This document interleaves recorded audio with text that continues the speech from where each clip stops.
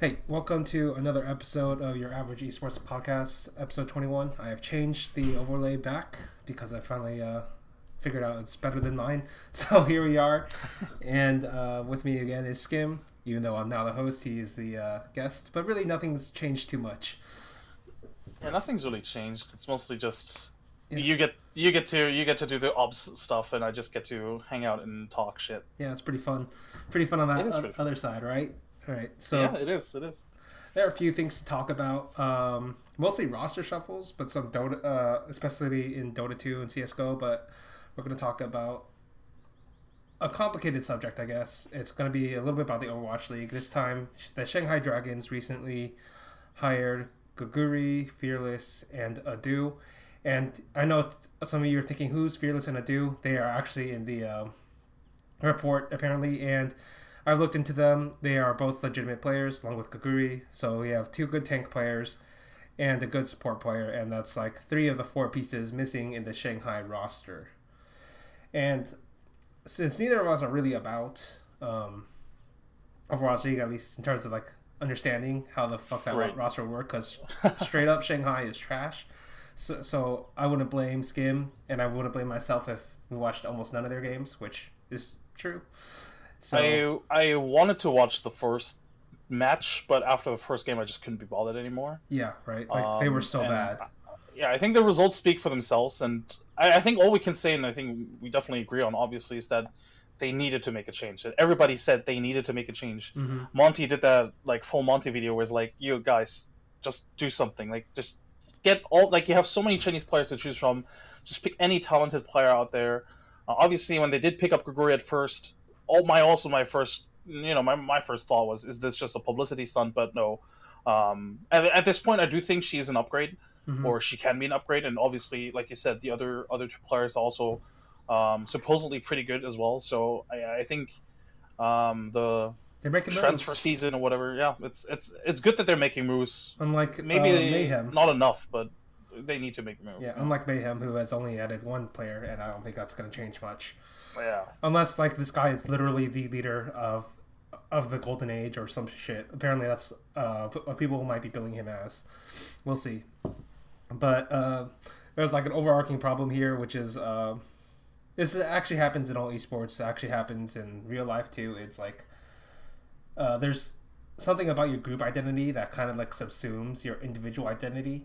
And obviously this is something like Guru has specifically tried to fight against, which hasn't really helped, basically because people just ignore her. But basically every article is about her being female, her being the only representation. But I haven't actually seen an analytical article about her as a player yet, which is kind of strange.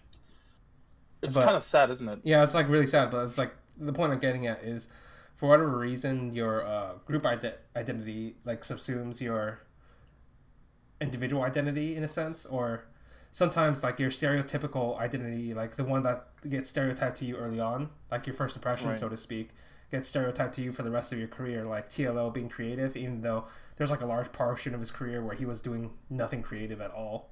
But what do you think about this? Well, no, I get that, and I agree with you. It's like I almost I almost didn't want her to join the Overwatch League this early on, because I almost wanted to be like a wave where we'd have multiple female players Mm-hmm. in the Overwatch League, because then it wouldn't be so much about, this is the first, or like we have like female players. It would take away from that narrative, right? Because Yeah. I can already see in the next couple of weeks in stage two, it's only going to be, well, we have the first female Overwatch player, oh, first victory, she did this, and it's always going to focus on her being a female more so than her being a competitor, Mm-hmm. and her being a young talent being picked up, and being nurtured by Shanghai, and like what we were saying earlier, that Shanghai just needed to make a change, and that this is big for them. I mean, I understand it's big for proponents of diversity to have the first female pro in esports, or high level esports as well, but at the same time, I'm pretty sure she is very sick of the whole narrative. Really, I mean, Yeah. Slasher did talk to her, and he did tweet out that supposedly she's really tired of like people using her as a Yeah. tool for pushing their own narratives, and I'm sure that she's sick of hearing it all. Like, oh, Yeah, you're she's a basically female been playing fighting this for Overwatch. like 2 years. Yes. And the So, thing is, because she's now the first one to also be in the Overwatch League, I feel like she's never gonna get rid of that tag, like you said, mhm. and that's why I kind of wish it would it would happen in a wave where we'd have multiple female players, so that she wouldn't have to be necessarily be the first one that everybody's like just gonna point at and be like, oh, you're the first female Overwatch pro. Oh, you, I don't know. Yeah, like It's a basically, rough position to be in. when you're a competitor, the first thing that actually defines you isn't really your gender or your race or anything. It's actually within that moment. It's actually your ability to win, right? Well, that's what it's supposed to be, right? That's That's what what it's supposed that's to what be. it always is, and actually, that's at least personally, right? On a personal level, every one of these players, like they don't think of themselves as like I am Swedish or I am like Finnish No, or right? anything. They Yeah. think of themselves, I am like I'm the player. I'm a tank. I'm a I'm a carry. I'm sniper. a I'm support. I'm a I'm a whatever. healer. I'm Yeah, whatever. whatever. I'm the guy who's gonna help Support. us win these games, right? Yeah. Oh, this is actually a little bit off topic, but what do you think about representation in general? Because I actually don't think much of it, but that's just like a personal view. I don't think much of it either, but I think maybe this is because I've never really looked for representation in any media, really, like be it Mm-hmm. esports or like entertainment, mostly because for me personally at least, there's always been an Asian around at some point, Yeah. especially in esports. Like there's so many Asians, so maybe this is just a personal thing because we don't know what it feels like to not have representation. If that makes any sense. Okay. But generally speaking, I don't really mind either way. I will say though that when I do see, for example, even in high level like traditional sports, like German players succeed, it's not necessarily like I'm super hyped for football now or basketball because they have a German player there. No, it's more like, well, that's cool. That's cool. Like it's like just cool to just have it there. I think it's like a nice added bonus, but for me personally, it's not really like it doesn't do anything to have like, for example, like Kuroki being German, winning TI, it doesn't do anything to me for me, right? It's not like I'm swelling up with pride and I'm like super happy and like I feel like, oh, I can, if he can accomplish it, I can accomplish it too. Mm-hmm. No, it's more like, well, that's cool, I guess. But I do think I can understand people that would want representation because I think if you don't see it, like if you don't see a person that is similar to or that you perceive to be similar to you succeed, I think it can be potentially demotivating, but at the same time, I do think it's a little bit overrated. Let's just put it that way. Yeah. Like the way I always thought about it is like the way these people were arguing about it was super weird to me. It's Because they're like, man, if only there was like a female Overwatch team, then so many people would be inspired. And I'm just actually thinking in my mind, no, the problem with people getting into Overwatch League or being good enough is that it's not the fact that there aren't people in it. It's that it actually takes, I'm gonna guess, like at least 20,000 hours of play. no, Like something I'm ridiculous like definitely that. Like those are the hard yards. I'm definitely against the whole like forcing diversity just to have like a quota or just to make sure that we have like every gender, every race, every whatever represented. I think Yeah. that's just bullshit because, and I will say there are. This is very off topic, but the whole diversity issues in esports or any community really is an issue that's very deeply rooted in the past because it like for example in gaming the fact that women don't game as much or that like, we don't have any pro gamers pro female gamers is because as many have correctly pointed out that society as a whole just doesn't encourage gaming for women or for girls at Yeah. a young age, right? Mm-hmm. And that's not something we can fix today by saying, well, let's just put a girl on the panel and that's going to fix it. Yeah. No, we should look at the problem at the root level and be like, well, how about we encourage people to play the game regardless of gender or race, Yeah. and then in 10 years' time, we're gonna have female pro players, female casters, panelists, whatever. Yeah. But forcing it is just gonna. I feel like by just trying to debate to put a girl or a woman on the panel or in the caster's desk or whatever, it's just going to distract from the actual issue. And just like it creates this situation where people are going to argue against putting people on the panel, whereas everybody should be trying to discuss how to, encourage people to play at a grassroots level. And that's why oftentimes you see the discussion about, oh no, this should be about merit. And I feel like this whole gender equality and or diversity thing should be discussed at like a completely different aspect, but people just don't look at it that way because people keep distracting themselves with the whole, oh, why don't we have more women at this panel? Like this, that should never be the question. The question should be, why don't more girls, why don't more people of color, why don't they play more games? Yeah. That should be the question. In that sense, there's like two things I should point out. The first, obviously, is even if we got to that point, it might just be just a statistic that girls don't like to play esport games as much. Like that could be definitely true. That could easily be reality. And then the second point, another point, obviously, is the fact that women do have like unique like situations and hardships that they have to go through compared to like the relative compared to other people, right? That's just also a fact, and that's like something you should be trying to fix. Whereas, like, I'm not sure like just throwing up women up there helps that. Like, I don't think so either. And then the final point you have to think about, at least when it comes to this, is what. Wait, I lost my train of thought. But basically, Martin Luther King said something that rings out true to this day, where you don't want to judge people on the color of their skin. You want to judge them on the content of their character.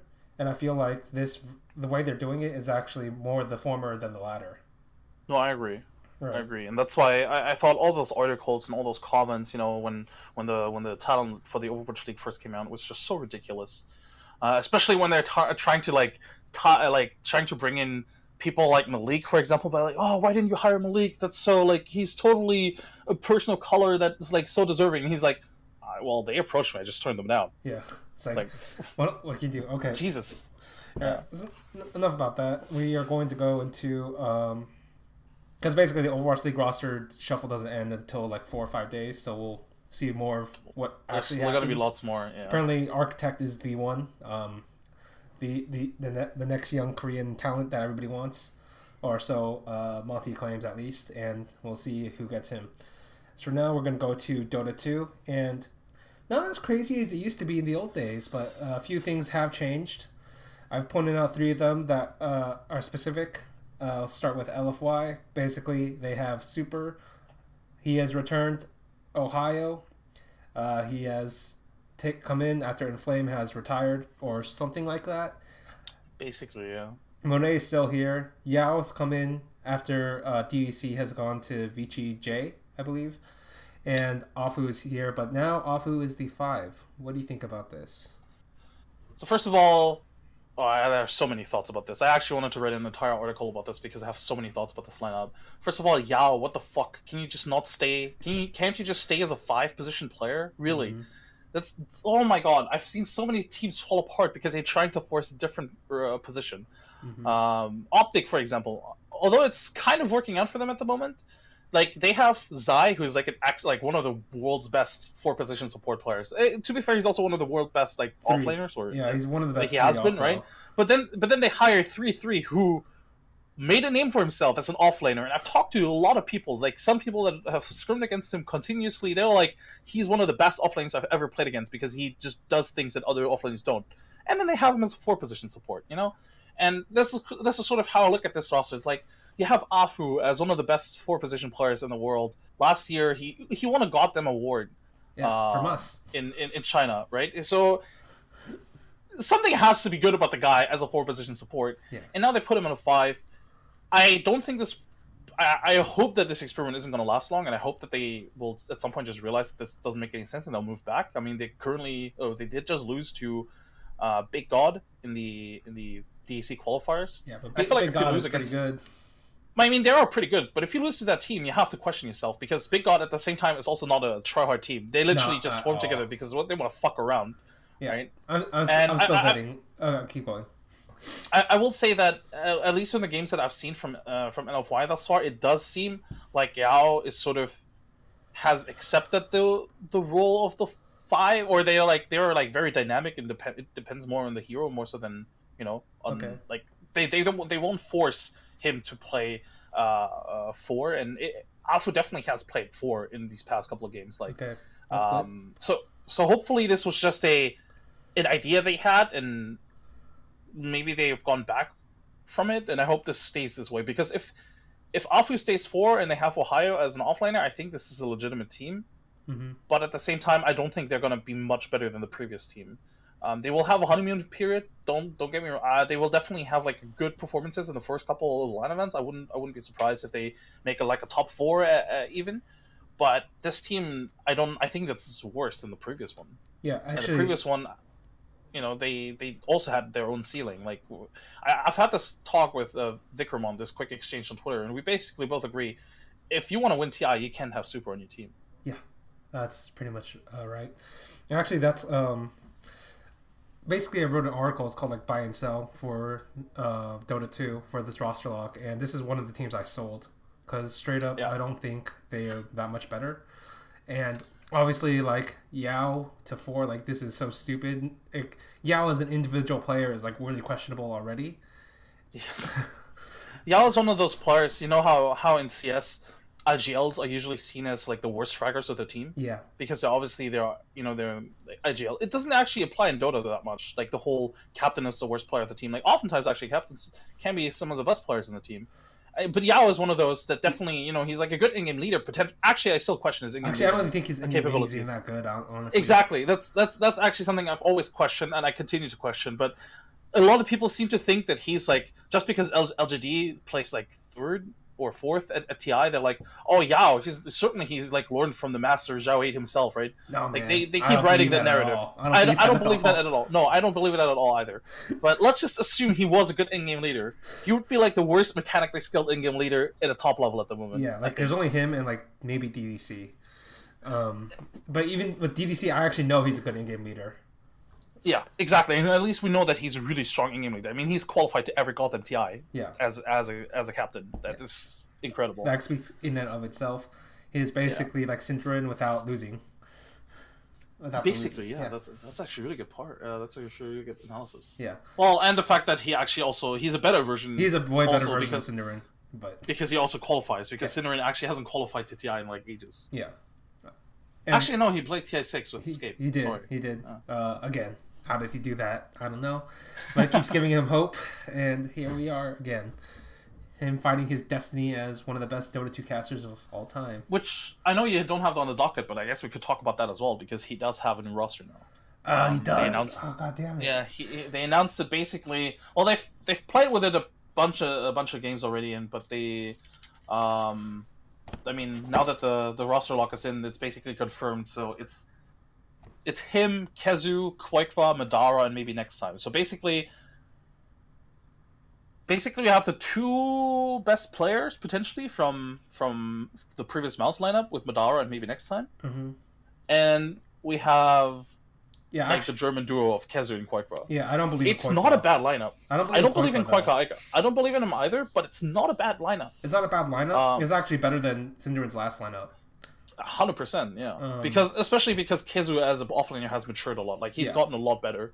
But like pretty much like you, I don't believe in Kwekwa. He's this eternal talent, effectively. Like there's this German word it literally translates to eternal talent. That's why I'm using it. Okay. Basically, the fact that like it's a term that we usually use for people that like are always like praised as, oh, this is the next X. This is a wonder kid. This is a next talent. He's going to be the superstar. But he never ever Does anything? does anything. He always like almost seems good enough, but it's never really good enough. Yeah. And I think that's always been Kwekwa. Like he always, whenever he joins a team, he's always like has like strong performances that make you think, well, maybe he can, but then he just falls off again. And there's a reason why he's never really been around in the team for long enough either. Koifa is not good. I don't think Koifa's very good. Like we're talking about Super, but at least I know Super will he'll do his fucking job, right? I don't know if Koifa will. It's just how I think about it. All right, there's one specific roster shuffle I want to talk about: the VP Navi trade. What do you think about that? And then minus Nico plus LeBron. So the trade is interesting. I think VP definitely won that trade because I've been not like peckish, but I've not really been a low believer for a while now. Mm-hmm. I want to say I said it during our awards as well. Yeah, but you say you didn't believe like Lil was as good. Yeah.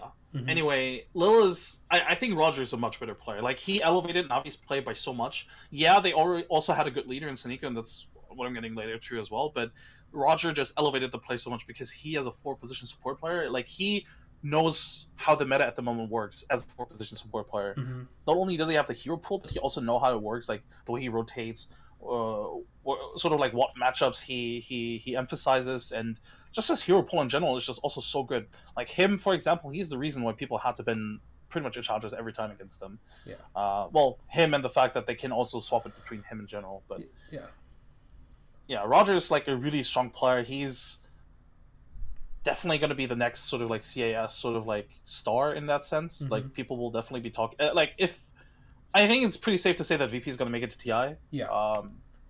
Because pretty much winning one major in this season guarantees you TI. Mm-hmm. But yeah, I think people will be talking a lot about Roger at TI. Not necessarily because he's overrated, but more so because he can do things that I think other four position players can't at the moment.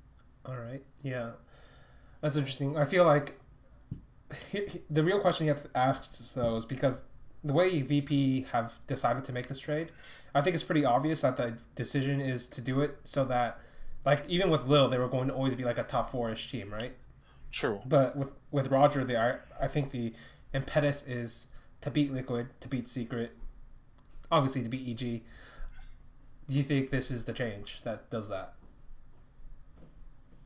That's a difficult question. I do think it elevates them a little bit. I'm not saying. I mean, I've been praising him now, obviously, but I don't think he's like the bringer of You don't think like, he's the answer? I don't necessarily think so. No. The thing with VP is their cores are pretty much, individually speaking, the best three players in CIS. Mm-hmm. If you look at Ramses, No One, and Pasha, Yeah. I think it'd be hard to find anybody in CIS that's like individually more skilled than them at the moment. Yeah. In their respective positions as well, obviously. And that's really difficult because obviously you want to have those players in your team, but at the same time, I think the dynamic between them isn't really working out, or hasn't been working out for a while now. And if you had asked me 2 weeks ago what I think what change they are going to make, if they are going to make a change, I always would have said Lil. I think Lil is always going to be the weakest link in that, or the four position player is always going to be the weakest link in that team until one of those cores cracks. Because the way the cores are playing, like in terms of individual skill, they're never going to question them. Mm-hmm. But I don't think the dynamic between them is working out at the moment. Yeah. I feel like between Ramses and No One, you have two players that are too prone to just become like super hard carries. No One can be like a space maker and like Praetor, like Pasha can be. Mm-hmm. But I feel like No One and Ramses at the moment are just playing too I want to be the carry kind of, and they're like trying to hog the carry position in a lot of ways. Right. Not necessarily by the hero pool, but the way they farm, the farm patterns, the behavior in game, and I think that just hinders them at being like a team that they probably need to be. Right. So obviously that's not a problem you can apply to Secret or Liquid. So no, it's a systemic problem. Even though Roger might give them a little bit more, you don't think it's going to be enough then? I don't think so. But at the same time, it's like one of those things where, you know, they're going to have their honeymoon period. I think every time you switch rosters like this, you're going to have a honeymoon period, because the way the cake went down, it seems like two of the three cores definitely wanted Lil gone. Yeah. Like they pointed him out as the issue. And I think just because of that, they're going to feel like, all right, now we can do anything. And I wouldn't be surprised if Virtus Pro just absolutely crush the next event, or maybe even the next two events. Mm-hmm. Maybe they're going to do another, we can pick like 45 heroes in 5 games and we will still win this. And I think it's going to give them a little bit of a false sense of security in that regard. But right. I don't know. I don't think this roster at the moment, the way it is going to win TI. Like that. I mean, that's obviously what they want to do, right? They want to win TI with this run up. But I don't think they're going to get that.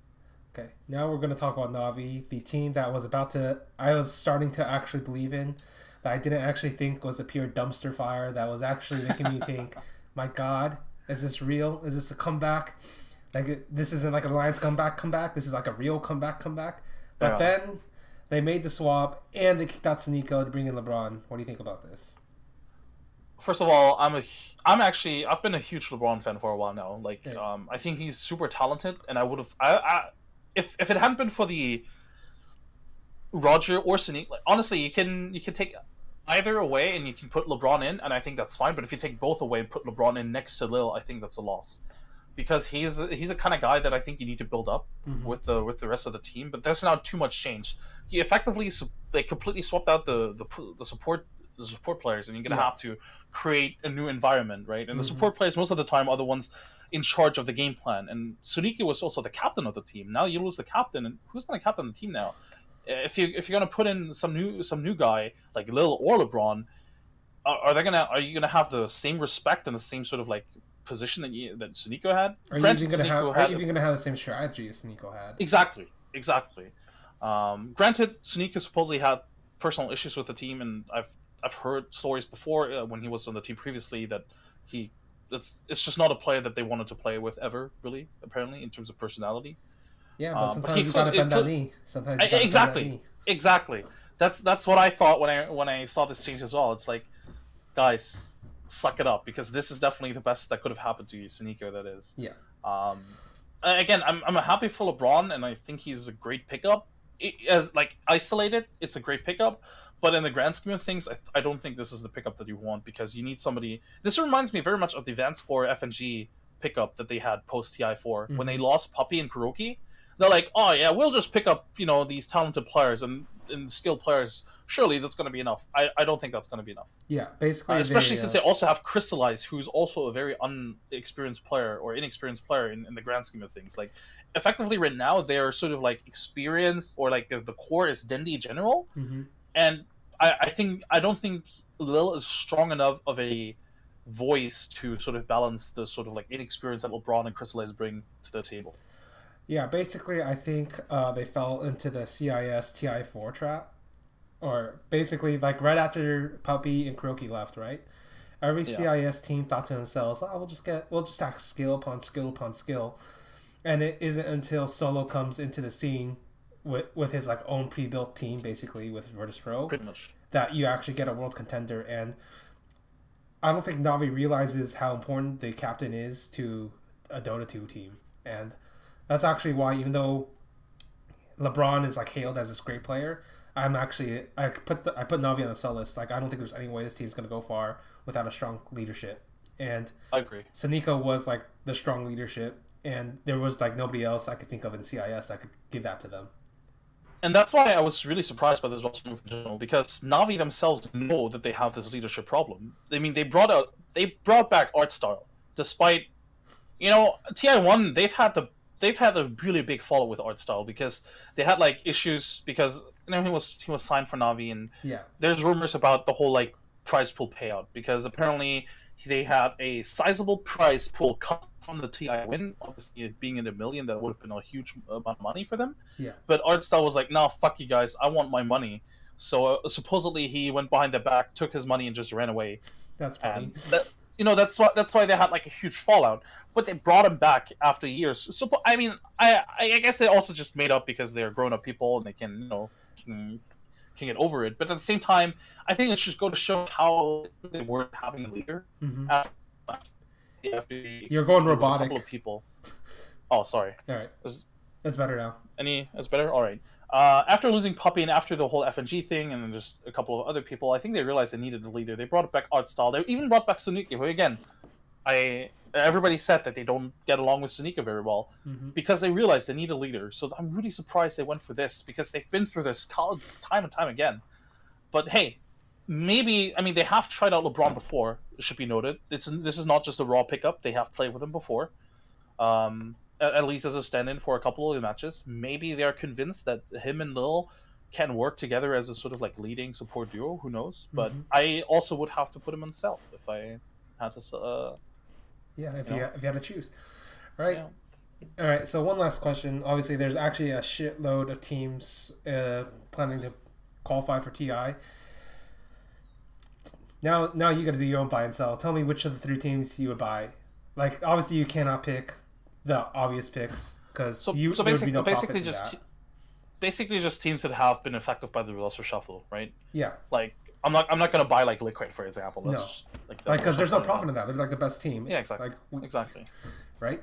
And I think like the Reddit thread with the Reddit thread, the roster shuffle log. So basically all of the entire lineup for every region. What am I buying for? Just doing really well at TI? No, doing really well within the within like the upcoming season. All right. So I'm gonna pick Penta for now. Okay. Penta got Wii. So before they had Wii, I thought they were already like a really good pick in general. Like because in Europe, pretty much every tournament is gonna have Secret or Liquid invited, and if they don't have them invited, it's because they turn them down. Mm-hmm. So it's always gonna be between OG, Kinguin, and Penta in most cases. Yeah. And Kinguin is very inconsistent, has been very inconsistent for a while. Yeah. And OG also just online, they haven't really been that consistent as they probably need to be.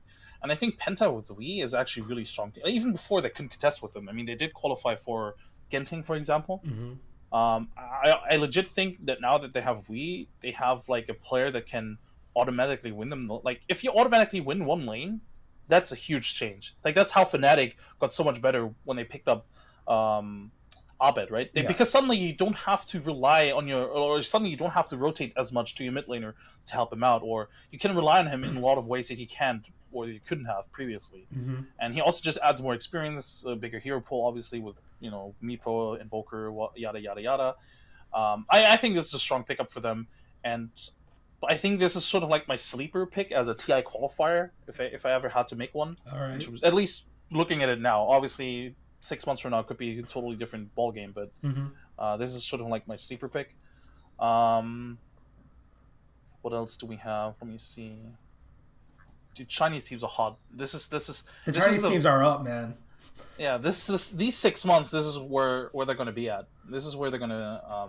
Well, can I pick LGD even though they made their roster change? Like, yeah, obviously, I think LGD is an obvious pick.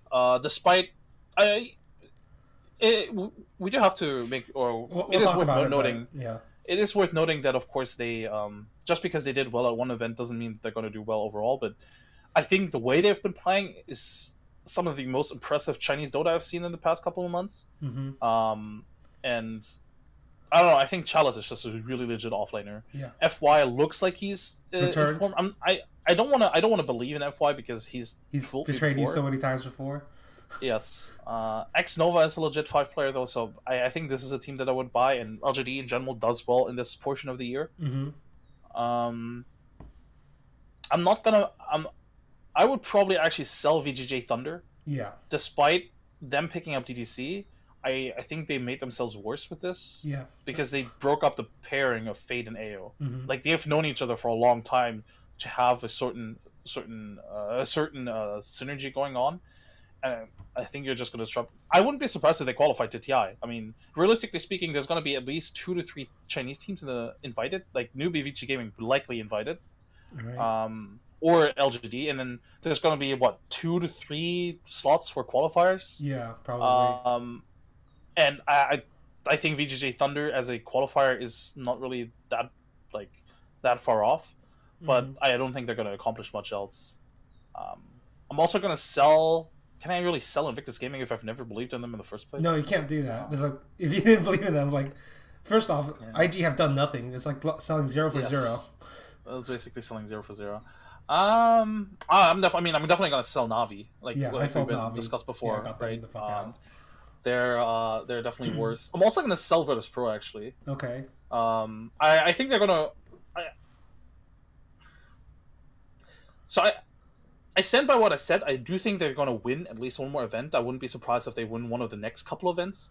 But I think they're going to do significantly, or not necessarily worse, but they're not going to get better than they were before either. Yeah, okay. If that makes any sense. All right. So I think that's why I would sell them. Mm-hmm. And I guess I only bought 2 teams. What's the third team that I can buy? Oh, Alliance actually. That's an interesting team to buy. Yeah, that's an interesting team to buy.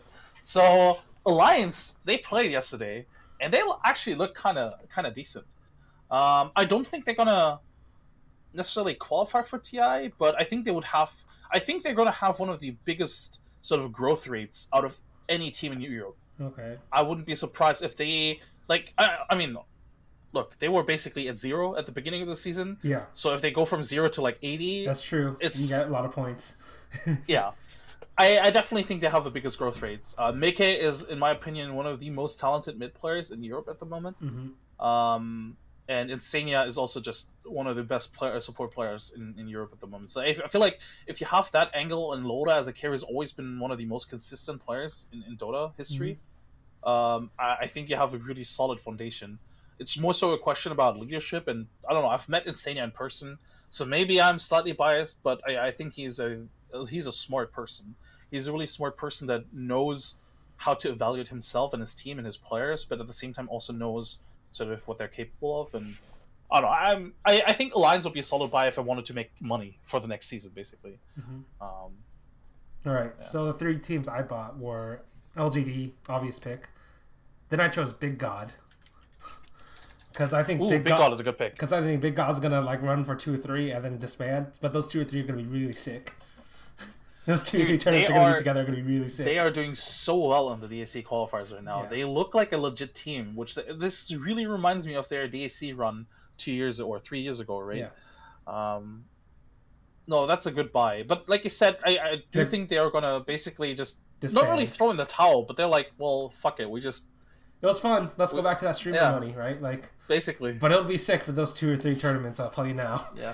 No, that's true. And then the third one is Fnatic. Because I am a true gambler at heart, and you always got to bet on Eternal Envy's 50-50 and hope the good 50 shows up. That's a good pick. Yeah, I think I don't think it's bad. Obviously, I already told you the cells, right? Navi, LFY. What was that third cell? That's a good question. VGJ Thunder, that's what it was. Because I really don't believe in that team. Not after like they bring in like DDC, who's not even individually good, and like their leadership was fine in my opinion. So it's like that's the funny thing. Jack was asked about this on Twitter, and he said something along the lines of that AO couldn't basically he couldn't really enforce his own authority, especially for like experienced players. Oh. To me, it sounds like Sylar wasn't really on board with him at all. Okay. But at the same time, again, him and Fade have had such good synergy at the LAN events that they've been to, and even previously when they didn't play for, or when they played for, was it Potential? I think that when they played for VG Game Potential, they looked really solid. Yeah, it's just that those two have been on my radar for a while now. Like, if you had asked me like a year ago, like pick 5 Chinese players that you think are gonna make like TI like in 2 years from now, in a year from now, they would have been on my list, and that's why I think this is not a good change for them. But again, they are likely going to qualify for TI just because I think they're still going to be like a top 5 Chinese team. But do I think they can do anything more than that? Not really. Yeah. All right, so now we'll talk a little bit about a small tournament that happened, Starladder I-League Invitational 4. This is the tournament that made me really believe in LGD. Yeah, they put up some good Dota. It is worth noting that, of course, their opponents that they did face weren't necessarily the strongest either. Like, yeah, this is why you can buy into them, right? I think their record isn't necessarily. It can be deceptive. Like, if they do really badly from now, like if they shit the bed next event, we're gonna look at this and be like, well, I guess we could have guessed because they technically only beat Complexity twice. Yeah. They lost to Liquid twice, and then they only beat Newbie, which is their only significant win at this event, really. Yep. But still, I think the way they performed... The way they did it was pretty impressive to me. Even though like Newbie themselves weren't that impressive this event, I thought this LGD team looks pretty good. Yeah, and they've also been really impressive online going into this, which is worth noting because LGD historically hasn't necessarily been always a team that performs online as much as as well as they do offline. Pre-TI, their team was garbage online. Yeah. They only qualified, the first LAN event they qualified pre-TI was because CDC didn't get visas. Yeah. That's why they qualified. And I think this should go to show that LGD, if they don't do well or if they do well online, that is worth noting, or that's worth highlighting. And that's why I think this is a team to believe in, or like to buy in. All right. What do you think about Mineski? Mineski is an odd one. It's like, it feels like a very weak version of like any of the previous Mushi SEA teams. You know how Mushi has basically always been part of the strongest SEA team whenever he's been in SEA? Like, yeah. And it just feels like a weaker version, because previously, if you had Orange, if you had Titan, you would see them on LAN and be like, well, they can really contest anybody. They could take games off of anyone. Yeah. but this feels really weak at the moment. And I've heard rumors even that they were considering making changes to the lineup. Yeah. The fact that they didn't speaks to me that they still want to try, but I don't think this team is going to do anything more than say top 8, top 6 at TI. And I I say that as if top 6 is not good, right? But I feel like if you have Mushi and Ice, who are also individual, like I think these two players, in terms of like their individual skill, want to be top 4 contenders. And yeah, it's kind of sad actually that a player like Mushi hasn't even been to a like TI final. But I mean, he was close, pretty close. It was close. Both of them were pretty close. Both of them pretty close. But yeah, the problem I have, basically, I have a very similar problem with Mineski's. Like, their ceiling isn't high enough for me to like disregard the fact that their floors are pretty bad. Yes, it's one of those things where they can't win against everybody. But they can lose to anybody. If that makes any sense, right? Yeah. If I see them matched up against Complexity, Empire, Kingwin, I think all 3 of those teams have a fair good chance of beating Mineski. Yeah. And I mean that almost happened as well. Yeah. So totally did almost happen, and yeah. Obviously against Team Liquid, they actually had one pretty good game too, but they still lost in the end. So it's like it's not like you're actually even taking games off of the best teams either. So exactly. Yeah, it's definitely a weird lineup. I definitely think they should have gone with 3 changes to the roster: Burning, MMY, Lanham. Still think that was the roster to make. Just pointing that out. But yeah, I think that should cover it for Dota 2 this time. And now we will go to CSGO, where there's actually a billion shuffles and still ongoing. So many shuffles. It's not even finished yet. Jesus. Right? Yeah, go ahead. I'll just go in order. First, Liquid. They have taken out their upper and they have bring in NAF from Renegades. What do you think about this? I mean, I've always been a fan of NAF. So, when the previous, what was it? Was it Optic? No. It was before Renegades. He was on Optic, yeah. Yeah. With him, Mixwell, and... No, not Mixwell. Who am I thinking of? No, it was Mixwell. Yeah, it was Mixwell, Rush, Dennis Law. Yeah, exactly. Those guys. I was a big fan of that lineup. But I do think they played a little bit over their own above their own potential. I think they were, but I think if anything, that just showed that they all had the potential in the first place. And they've all gone on to do great things, except for. I was just about to say, I feel like all of them actually. Except Mixwell. I don't really think. Right? No, my point actually was going to be that I don't think they all made like good roster decisions afterwards necessarily. That's why I think it's good for him to join Liquid, because I think Liquid has shown that they're really strong actually. Yeah. And JDM, in my opinion, has always been very like, his op isn't bad, but whenever he supports the rifle, he's just awful. Yeah, he was pretty awful. And critically, I guess NAF was the best player on Renegades. So, when you're bringing in NAF, you're basically going for like Zeus calls it a modern style, but basically his idea is you don't have a designated opper. You just have somebody pick up the op when they need to. So that'll be Nitro, Twist, or NAF when they need it. And I think that's fine, honestly. I think we see more and more actually that, for example, this is something that Cloud9 sometimes does, right? When, depending on the map that they play, they would put, for example, Stu in the op for like an aggressive early pick. Yeah. And if he doesn't get it, he'll throw it back the op to Ska. Yeah. So that they can change it up. And I think that's actually a good way of playing Counter-Strike these days, because it just makes your team a little bit less predictable by having multiple people be able to play the op, and also in different styles, different positions. Yeah. It's not like we all have a Guardian. Yeah. Exactly. Who can literally do everything. Well, yes. Or JW when he was really hot. Yeah, or like Kenny S, but Kenny S has fallen down since. Yeah. Right? But that's why that's why people have always asked or wanted oppers to be just better riflers, so they can have even the chance of having versatile oppers. Because if your opper doesn't rifle, you have to put him on the op. Yeah. And then if you put it on the op, that's an expensive thing, so you're expecting something back. And if you're not getting anything back, you have Adren or from NA or Smiths, and then you're kind of Yeah. fucked. Also, the way that teams approach the economy these days, we see more and more second round AK buys on T side, for Yeah. example. Because oftentimes, I mean, before people would wait because they would want to wait for the op, right? They would try to save money for the op, but oftentimes we just see really aggressive early on AK buys, and it's really effective as well. Mm-hmm.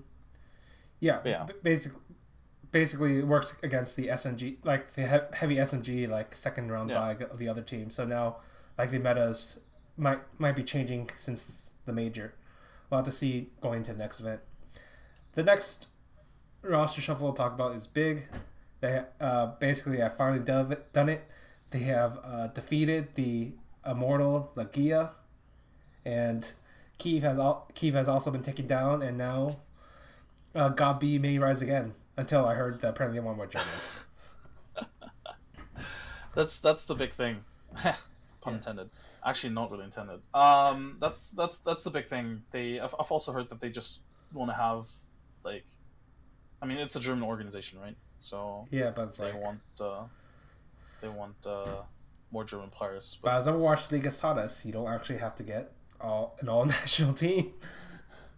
Exactly, and even Mousesports, I mean, early on realized that, like, hey, if we just now, like, Yeah, it took them a few years to find out how to take out Speedy and Dennis, but eventually they figured it out.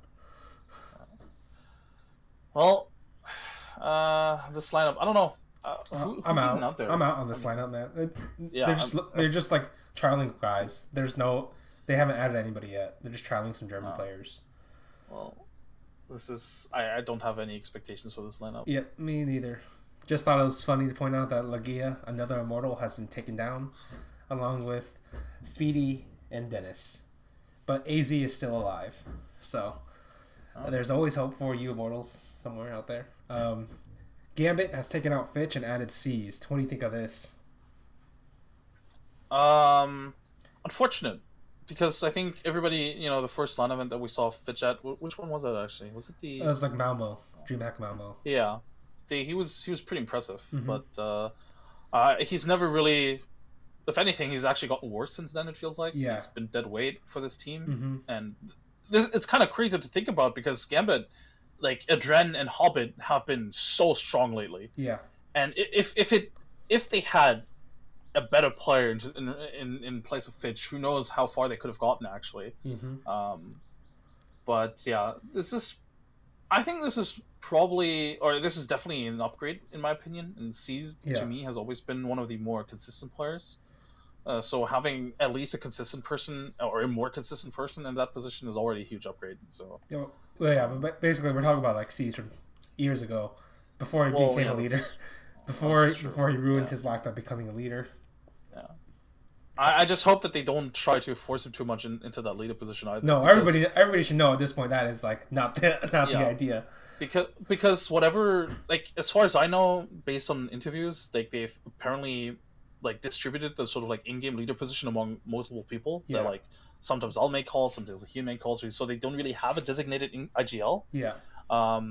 As long as they keep that hierarchy, basically, I think Gambit is going to be fine. Mm-hmm. Like that's good enough. Like you can kind of get away with it in CS:GO. It's not like you'll be the best team with it, but you'll be a decent enough team if you have really good players. Which I was just about to say, if you have players like Adren and Hobbit that can just go off any moment, I think that's definitely good enough. Like this team, in my opinion, is still like a top 8 team. Yeah. Okay. Yeah, I will say like another good thing about taking out Fitch is that the reason he was so good at Malmo was because Adren basically like sacrificed a bunch of his roles so Fitch can play them, and then Fitch obviously was good at that one event, but people figured it out after the event, and unlike Adren, he wasn't able to adjust and change his game. So now with Fitch out of the way, Adren's probably taking those old rules back, and Adren will ride even stronger than before. Yeah, Adren can focus on just being the star player that he needs to be for his team. Now we go to Virtus Pro. They have finally broken up the 5-man. So my first tangent about this is actually not even going to be about the roster shuffle, but just because about the decay report about this. Mm-hmm.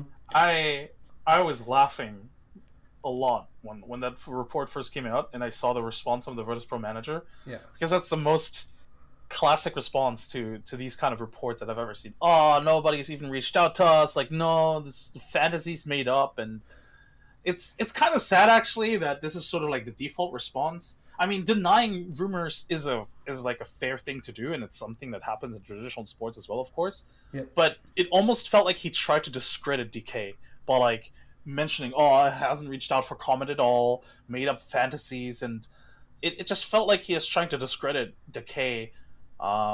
Whereas Decay, I think, he's proven to be a really professional and pretty accurate investigative journalist, actually. Yeah, very accurate. And honestly, he actually did reach out for a response. Obviously, yeah. For 4 hours, which is way more than probably should have done. Definitely. Right. I'm glad that it did happen now, because the thing is, oftentimes when you do reports like that, and especially, I mean, obviously, what was it, 2 weeks ago when he made that report, or was it a week ago? A lot of things could have changed since then, right? Yeah. For all we know, Taz and Michu were going to be traded 2 weeks ago, but then they changed and they traded somebody else. Yeah. And if that had happened, everybody would be like, well, Decay, it's like a wrong report. Like, no, when these reports come out, they're most of the time 100% true at that time. Uh-huh. Obviously, things can change. Yeah. But yeah, let's get back to the actual trade. Rest in peace, Taz. Yeah, rest in peace, Taz. I guess, but not really, because apparently he's still super motivated, still wants to play. Well, yeah, and but it's hopefully he goes on to a lower Polish team, because I feel like he could teach these guys to be better players, and he could elevate them. Yeah. Probably, yeah. Or maybe he'll go on an Optic or something and then lead a revenge squad against Old Virtus Pro. I was just about to say, I think like an international mix could be really strong with Taz, because I think for example, the previous Optic lineup, like the one with Freiburg, Freiburg and friends. There's too many of them to talk about. Yeah, what they needed was just somebody to sort of like, well, yeah, to lead them and to just get them online. And Taz is the kind of player that can definitely do that. But obviously, he I don't even think he could have make that team work. So make it a better mix if you do go for like an international mix. I mean, there are some good pieces, some bad pieces, but overall, like none of the pieces really fit, except for maybe Alu. It's kind of weird because like it's 5 pieces, but only one of them fits. Like, what's going on? Yeah. Right. Yeah. Now we go to the crazy fucking Danish shuffle. So I'll have to put this one into context. 2 hours before press conference, Kirby tells the team, "Oh, I'm leaving Astralis. I'm going to North." And apparently, some of the people knew, some of the people didn't. But like, it completely sideswiped them. And he goes to North. He rips off his Astralis jersey. Under it was like an MSL shirt all along. MSL was always my true in-game leader. He was always the one who made me the best. Also true, but and then he leaves for North. And then North themselves also kicked out Cajun and kicked out bench config and bring on Mertz. The whole roster shuffle, it really made me question whether or not Danish people actually communicate with one another. because config was like, oh, apparently I'm out of North. Like, according to HLTV, I'm out of North. Huh. Like, what the hell? How would he know? How would he know? It's and then Device like Snapchatting. Oh, I just found out that Kirby is gone. Well, life moves on, I guess. It's so weird. Like, how do these people not communicate with one another? I feel like Kirby. I mean, obviously, a lot of it this is on Kirby, right? Because if he's been in talks with North for a while now, like not telling his team is like a big deal. Yeah. But Jesus, it really was really unprofessional, and I honestly think that the way Astralis handled it was much better than I like any Dota team would have. Like, trust me, if this happens to NA Dota, there's gonna be so many more jabs, like on Twitter, on Twitch chat as well. Like, they're gonna. So the way NA Dota does this, they're not even gonna be passive aggressive on Twitter. They just go into some random Twitch chat that they know people will watch, and they'll just drop all their shit there. Yep. Because they know it's gonna end up on Reddit anyway. The flames, the pizza parties, all that shit would have gone down if this was a Dota 2 squad. But yeah, for Astralis, actually, I don't think that's that bad of a trade. They don't get any money in that trade, but what they do get is Magus, because apparently Magus is reported to be joining the team. Yeah, that's basically what I'm getting at. No, he already has joined. Oh, he has It's already joined? official. Yeah, okay. Yeah, he's already joined. Honestly, I think that's not too bad. Yeah. For them, well, for North, I think it makes a lot of sense. Or for let's just say for Kirby, it makes a lot of sense. Um, Taking out because config was like ridiculous. They probably should have kept config. well, yeah, but I don't know. I think Config already has a new team anyway. Does he already? No, I've heard things. Like I think apparently he's already like found a new team. Oh, okay. And he's making a lot of like really random tweets that suggest that something is happening. I don't know. Yeah, but like they're all related to stars and shit, which is like Astralis' thing. But I'm pretty sure it's not Astralis because they're not gonna kick Device, Dupree, Zipnix, or Glaive. No, like, they all have too many roles to take care of, and Magus took the 5th role. So yeah, definitely. Yeah, no, I think this Astralis roster doesn't look worse than it did before, and I think that's all you can really ask for a roster change that you basically do last minute. Mm-hmm. I think it would have been a little bit better if they got config, but obviously config's not there. So what can you do? Right. And then, I mean, maybe they didn't even know config was going to be available when they approached Magus. Man, they should have known after 2 hours later. Well, yeah. Right, like 2 hours after the. I guess. Yeah. Well, we'll see. Maybe it's just like it was way too expensive to get him out of North. I'm not sure. Even though they're like all owned apparently by the same people. But how do you feel about them removing Cajun? Yeah, Cajun was the second problem. First, I want to say we talked about this last week already. Yeah, basically, like he as an opera, he wasn't very good, and that's how they used him as. And then he was like pretty average all across the board. I will say before Cajun, I would have kicked out AZ. I think AZ. Yeah, AZ is like a fucking immortal. Like this guy, I don't know how he out survived config in this lineup. Like that's some bullshit right there.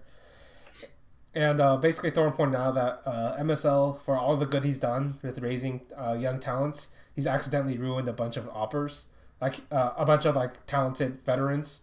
Like he ruined Pimp's life by making him the op, and now he's ruined KGB's life by making him the op. By getting him the op. So beware of picking up the op in North if you are a old star player. At least Mertz is young, so, and he's already a dedicated operator like those guys, so maybe that'll work out for him. Well. Right, and then the final roster shuffle, as far as I know of, is Heroic had taken out S3 tag and brought on Rubino. Not much to say here except Rubino, very good player. I was like, hoping he'd be on a better team, but this is good enough for now. I kind of was hoping that he would be part of the Danish shuffle. I know that he's not a Dane, right? Yeah. But obviously he has experience playing with them. I would have kicked out Easy for Rubino for sure. That'd be a sick lineup. Yeah, definitely would have done that. Definitely would have kept config. There's a lot of ways this North lineup could have gone, but we'll have to see. It's still a question mark, right? Yep. True. All right, and that should be about all the pretty much it. All the subjects we want to talk about. Do you have any shout outs? Complexity or whatever? Well, yeah, obviously shout out to Complexity. Yeah. Great couple of guys. Check out Complexity POV, our behind the series. Yeah. Behind the scenes series. Pretty fun. Actually, I'm not sure if you saw it, but last episode is something that you might be interested in. But that's the one featuring Swindles. Yeah, he missed his flight, so he's just talking shit about like Dota and his team and just in general, just it's just Swindles really. Yeah, Swindles. If you ever want to get to know Swindles, this is a series that you want to watch. Really. All right. Yeah, well, Swindles, the great leader of NA. It's the second. I mean, hey, they beat Optic and Iceberg yesterday. Yeah, I saw that. And now they get to play EG in the finals. EG with that easy bracket. EG with that. Man, I hope EG loses just to stick it to whoever the tournament organizer put out that bracket with. I hope so as well. I don't even have anything against EG. I actually think it's a better team than every other team in there, but it's like, come on. Complexity have a pretty good track record against EG as well. Yeah, but so it just feels like such bullshit. Like, come on, guys. At least making some semblance of fairness. Yeah. Yeah. Oh, something we should have I guess should have mentioned about the roster shuffle. Existence is free. Existence is taken out of LDLC. He has been removed, and I get the feeling LDLC, those players don't really understand what Existence brought to that team, but they will soon enough. Once they go into the wild without an in-game leader to solve many of their problems. Look. I wonder if Existence is maybe like huge dick in person. Like he has to be like the biggest asshole if people keep not wanting to play with him, despite him obviously being such a good captain or in-game leader. Right? Like, there's definitely something weird about the French though. I actually like the way they talk about Existence at all the time. It's like, oh man, he's such a great person. Don't want to play with him though. Like, what is this? Right? Like, Yeah. it's obviously very confusing. But apparently he does speak English, just not confident about it. But if he does decide to go the international route, he could actually he could raise some shit. He could actually, because here's the thing, apparently G2 isn't gonna shuffle as far as I know, and so because they're not gonna shuffle, I'm gonna go ahead and say France will never, as far as I can tell, France won't reach the number one spot again because they don't have a very good in-game leader and their loose style of call, they don't have it. Like they don't have like a tech version of it basically, and they don't. So I actually don't think they're gonna have a chance to be the number one again until. But Existence on an international team, maybe he could pull a Kerrigan's. We'll see. Yeah, I could see that. Yeah. Also, do you also want to quickly talk about the summit coming up? CS Oh, is that? Oh shit! Yeah, I forgot. Completely forgot. starts tomorrow, actually. Starts tomorrow. All right. CS Summit. Yeah. Obviously a very fun event. Hope to see more Taco on that couch. But the teams invited are Cloud9, Team Liquid, NIP, North, Heroic, Vega Squadron, SK, and Torqued. Actually, a pretty fun lineup, all things considered. Obviously, you have Cloud9 major winners, Team Liquid with their new roster. NIP seems pretty. They've stuck together again, but they've lost threats, so they should be a little bit worse. North, I think. we'll go ahead. Oh yeah, when people talk about this event, I think people need to keep in mind that this is still a fun event, right? Yeah, In Dota, obviously, in Smash especially, it's a very competitive event still, regardless of the fun factor. But in CS, it's still very much a fun event because it's never going to be able to compete with the big events. yeah, In terms of prestige.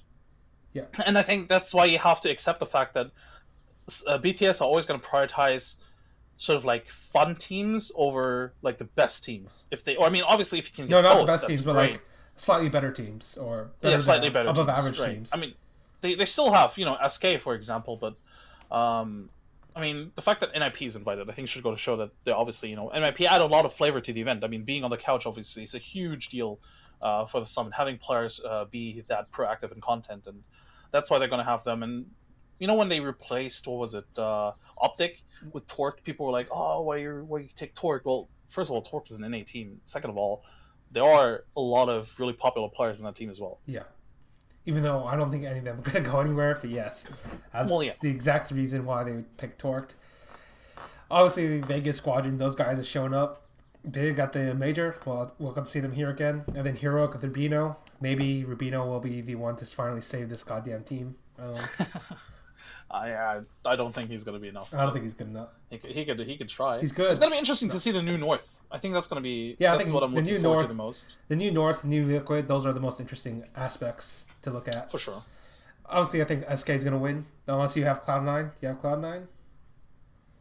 I think it's probably going to be Cloud9. You see, that's also the great thing about this bracket, by the way. It's a double elim bracket.